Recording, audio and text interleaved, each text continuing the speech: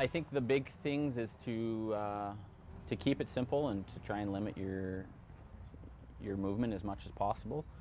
And then the big thing, like I said, is to make sure that you're stepping towards your target and following that path, because that's going to lead to the most success for you. If you're opening up or flying open, you're going to really struggle.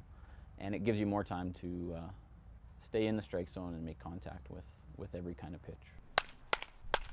Baseball, there's three stances that you can start with. You can have an open stance, which has your body open, basically. You can have a straight-on stance, which has both feet set up straight across.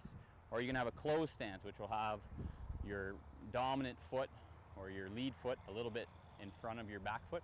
And for the most part, I use a closed stance to swing. But the biggest part of a stance is where you finish. It doesn't matter how you start, it's all a matter of where you finish. So if you started with a wide open stance, you're bringing it in to make sure that you're ending up pointing towards the pitcher as the pitch is coming in. As the pitch comes in, you want to be, you're going to start with your weight on your back foot, so probably about 65–70% of your weight on your back foot. And then as that pitch comes in, you start to trigger. And a trigger can be a huge step. Some people have a huge step for timing. Some people just have a little one. For myself, I just use a little step. So as the pitch comes in, your weight's on your back foot and that little step, and that starts the process of bringing your weight forward and generating that through your hips, and then your hands come through as well. So as the pitch comes, and you want to make sure when you finish that all the weight is on the front, and then your back heel, or your back toe I should say, twists, and you call that squashing the bug. So as the pitch comes in, hands transfer through, and you're going to squash that bug on the back, and that's going to generate the most power for you as you go. Now as the pitch comes in, it depends on where the location is, and the location matters where your bat head wants to be. So if it's an outside pitch, you want your hands there leading the plate so you have that zone to hit to, because otherwise if it's an outside pitch and your hands are already through, you're not going to be able to hit that pitch. If a pitch is right down the middle, you want your hands right there and meet it right there. And if a pitch is inside, you want your bat head out, and that way you can drive it to that field. For all those pitch locations, if your swing is too early, then the possibility of hitting the ball properly is cut down quite a bit. With a baseball grip, you'll see a lot of pros wear batting gloves, and then they also use pine tar or things like that to grip the bat better. For me, I don't really use either of that. But the big thing is you're going to line up your knuckles. So you're going to have that row of hands, and you don't want to grip the bat like you're choking somebody. You want to keep it loose and able to kind of move in there, because if you're clinching too hard, the chances are you're tense throughout the rest of your body, and that usually doesn't make for an easy flow of your swing. So you're going to line up your hands, as I said, and you want to have that loose grip. You want to have it, some people will open it all the time as the pitch is coming, they'll have movement. I like to try and just keep that simple and just have that closed, and then the pitch comes in and you'll finish through.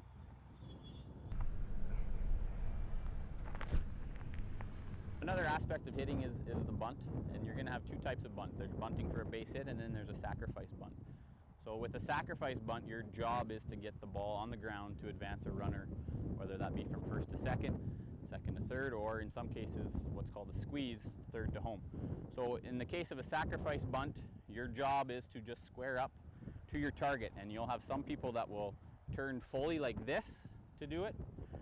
Some people will drop their hands back or just turn like this in order to do it, and that's where you're going to have it where your hands are together, and as you go to bunt, you're bringing one up, and you want to make sure that you're not gripping out in front. You want to keep the hands behind it, so that way you don't get a ball hit off it.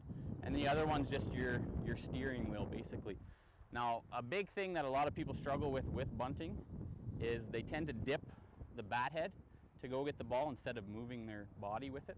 And if you dip the bat head, the chances are you're going to pop up the ball a lot more.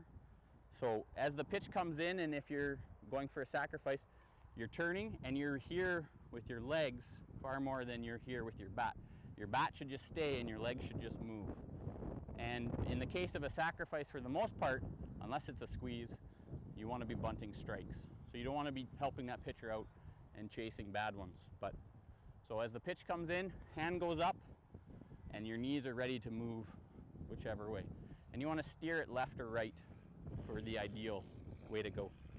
Okay? And in bunting with a base hit, you want that to be a active surprise. You want to make sure that the fielders aren't necessarily expecting it. So as that pitch comes in, you want to wait as long as possible to show that you're bunting. And for me, being in a left-handed situation, I have a little bit of an advantage because I'm closer to first base. So as that pitch comes in, as it's on its way, I'm trying to go and almost running before the situation goes. And I'm trying to push that, for the most part, usually up the third baseline, because that's going to be the longest throw for them. So as it comes, you're in that sort of situation.